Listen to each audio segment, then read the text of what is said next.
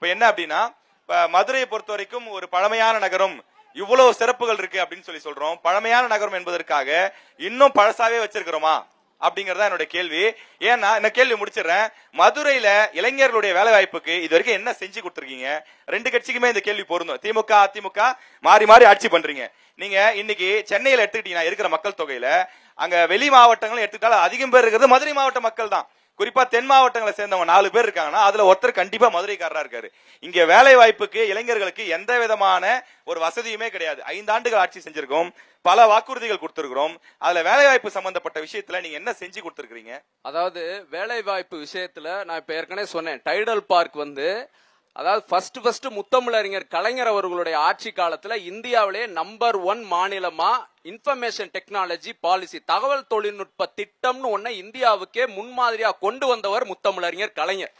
அந்த திட்டத்தின் அடிப்படையில தான் கலைஞர் அவர்களுடைய 2006-11 ஆட்சி காலத்திலயும் அதன் தொடர்ச்சியா எப்படி சென்னையில டைடல் பார்க் கொண்டு வந்து அங்க பல்வேறு எம்என்சி கம்பெனி மல்டிநேஷனல் கம்பெனி கொண்டு வந்தாங்களோ அதே மாதிரி மதுரைக்கும் அந்த டயர் 2 சிட்டி மதுரை கோயம்புத்தூர் போன்ற மாநகரங்கள்ல இது கொண்டு வரணுன்றதுக்கான இதை கொண்டு வந்தார் முத்தமிழறிஞர் கலைஞர்.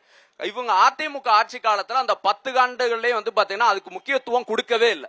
இப்ப எங்க தலைவர் ஆட்சிக்கு வந்ததுக்கு அப்புறம் இன்னைக்கு பாத்தீங்கன்னா டைடல் பார்க் அது இளைஞர்களுக்கு வேலை வாய்ப்பு அது 12 மாடி இதுல 10,000 இளைஞர்களுக்கு மதுரையில வேலை வாய்ப்பு உருவாக்க போறது. இது ஒரு விஷயம்.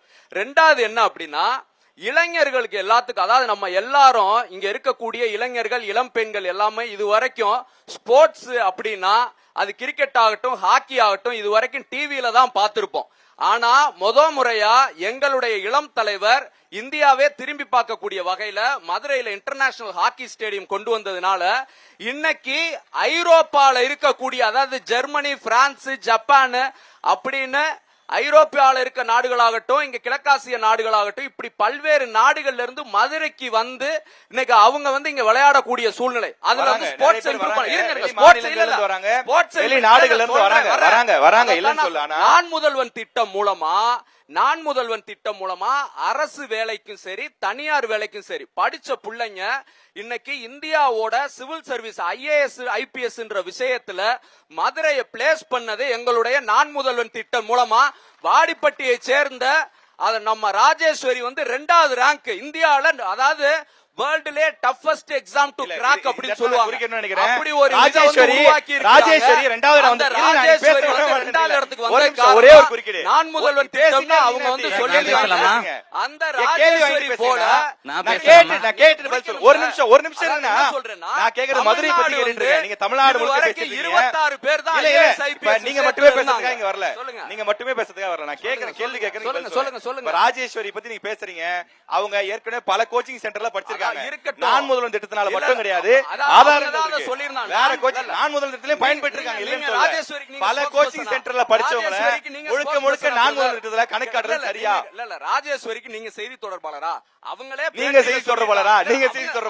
பேட்டியில சொல்லி நீங்க செய்தி தொடர்பாளரா? அவங்க பேட்டியில சொல்லிருக்காங்க. அதே பேட்டியில சொல்லிருக்காங்க நான் முதல்வன் நான் எந்த மூலமா நான் பயனடைஞ்சேன் நான் முதல்வன் திட்டம் மூலமா இன்னைக்கு இந்தியால தமிழ்நாடு 60 ரேங்க் வாங்கியிருக்குன்னா அதுல 56 பேர் மதுரைக்கு வந்துருவோம். 56 பேர் மதுரைக்கு வந்துருவோம். என் கேள்வி என்னன்னா திமுகவுல பல மாவட்டங்கள்ல பாத்தீங்கன்னா அமைச்சர்களே இல்ல. இன்னைக்கு எங்க பல மாவட்டங்கள் அமைச்சர் இல்ல. இப்ப நீங்க உதாரணத்துக்கு இப்ப நாகையில எடுத்துட்டீங்கன்னா அமைச்சர் கிடையாதுல, பொறுப்பு அமைச்சர் போட்டிருக்கோம். ஆமா அன்பில் மகேஷ் பொறுப்பு அமைச்சரா இருக்காரு. கேள்வி முழுசா கேட்டுங்க. கேளுங்க கேள்வி முழுசா. இப்ப மதுரைக்கு 2 அமைச்சர் கொடுத்திருக்கோம். 2 அமைச்சர் கொடுத்தா இங்க என்ன பிரயோஜனம் நான் கேக்குறேன். ஏன்னா வேலை வாய்ப்பு நான் கேட்டேன் இல்ல. நான் வேலை வாய்ப்பு நான் உங்களுக்கு சொல்லிட்டேன். டைடல் பார்க்ங்கறது கேள்வி முள்ள கேளுங்க. டிராபிக் இனி மதுரையில இன்னைக்கு போயிட்டு வந்துட முடியுமா? ஊர்ல திருமண பக்கம் பூரா டிராபிக் தான். எங்க பாதாள சாக்கடை திட்டம் இங்க ஒரு மாநகராட்சி இருக்கு. இங்க ஒரு மாநகராட்சி சாக்கடை திட்டம் செயல்படுத்துறதுல இருக்கும். ஏற்கனவே கலைஞர் ஆட்சியில கொண்டு வந்த ரிங் ரோடு தான் உத்தங்குடியில இருந்து கப்பலூர் வரைக்கும் வந்தது.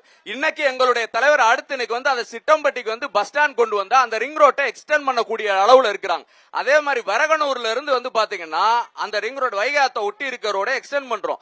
டிராபிக்கு வெஹிக்கிள் ஹைக் அதிகமா இருக்கிறதுக்காக அதுக்கான ரோடு எல்லாமே இங்க பாத்தீங்கன்னா எங்களுடைய அமைச்சரான மூர்த்தி அவர்கள் பாத்தீங்கன்னா ஒவ்வொரு ஏரியாவும் பார்த்து நீங்க பாத்தீங்கன்னா தெரியும். மேற்கு தொகுதியா இருக்கட்டும் கிழக்கு தொகுதியா இருக்கட்டும் அதுல மதுரை மாநகரில் உள்ள எல்லா இடத்துலயும் பார்த்து பார்த்து அவர் வந்து ரோடு போட்டு அப்படி வந்து திட்டங்களை அந்த 2 தொகுதியிலும் டிராபிக் குறைஞ்சிருக்கா? நான் என்ன சொல்றேன்னா மாநகருக்குள்ளேயும் தான் சொல்றேன், சேர்த்து தான் சொல்றேன். அது வந்து மாநகருக்கு இல்ல அப்படின்ற சொல்லல.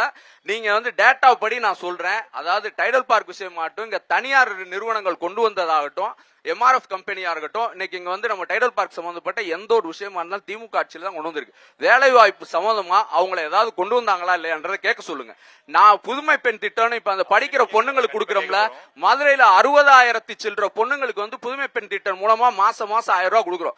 தமிழ் புதல்வன் திட்டம் மூலமா வந்து பாத்தீங்கன்னா 30,000 சில்லற பேர் மதுரையில வந்து வாங்கிட்டு இருக்காங்க.